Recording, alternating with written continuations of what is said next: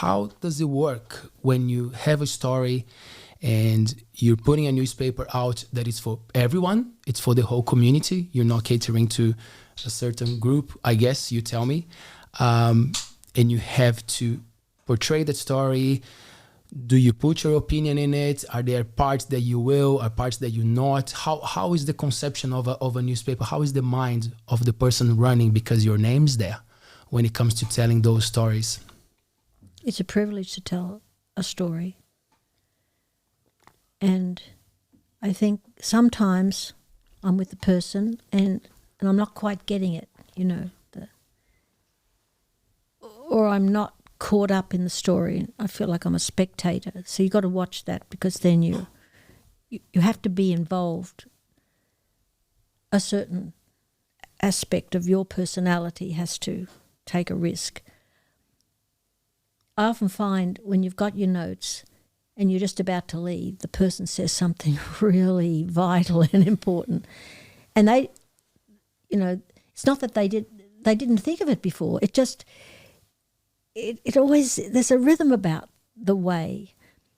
And I think you have to not give your opinion, but at the same time, when you're telling the story of another person, something of you is there. Maybe the way your eyes saw the prism of their life. That's quite. I mean, Stan and I write differently. He's more creative than I am, and I'm a bit more, I like putting in more detail. So we both have different. But sometimes I walk away from an interview and I think, I want to know much more. But in a newspaper, too, you have to think about,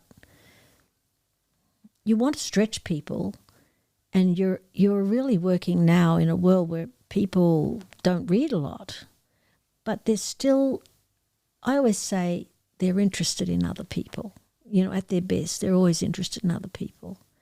So we just have to write the stories.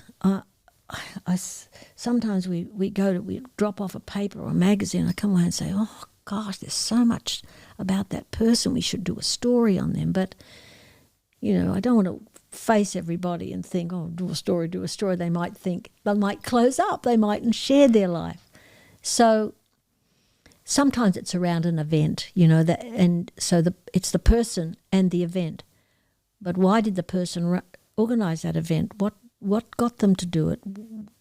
What's part of their history that makes a person want to do that kind of thing, or to push themselves so hard to achieve something? And then you just sometimes just do a story and your heart's not involved, and that's just the way it is, That's just my opinion. But Stan does differently, and he'll say, how many words, Pauline? And I have to go 400, so I might get 405. Whereas I'm not like that, He's quite. He say, how many words did you say again? So we're a bit different that way. It's quite. Anyway, Stan, you have a different way. I'm not interested in pushing my opinions or my worldview on anyone.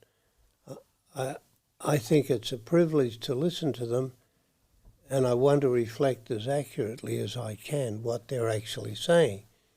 Even though some of the things might be different to what I think, if I'm doing a story on this person and that's what they think, and I want that to be heard, because there's no superior way of thinking, in my view.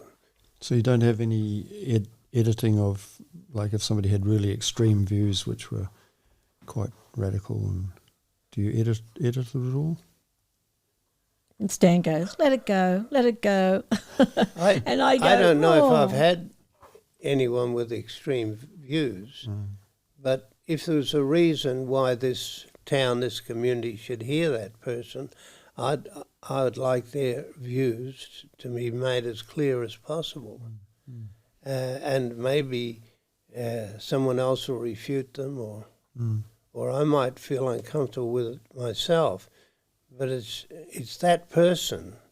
I want to help that person get their point of view across. And the other thing that I do all the time is try and help people to listen to others. Yeah, he's that's more important. mild, not mild, but Stan's, I don't know. I'm Irish in my nature a little bit. And A little bit.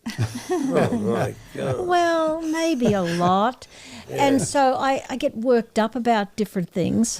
And a couple of times I've got letters to the editor and I think, gee, that's so hurtful, but I put it in.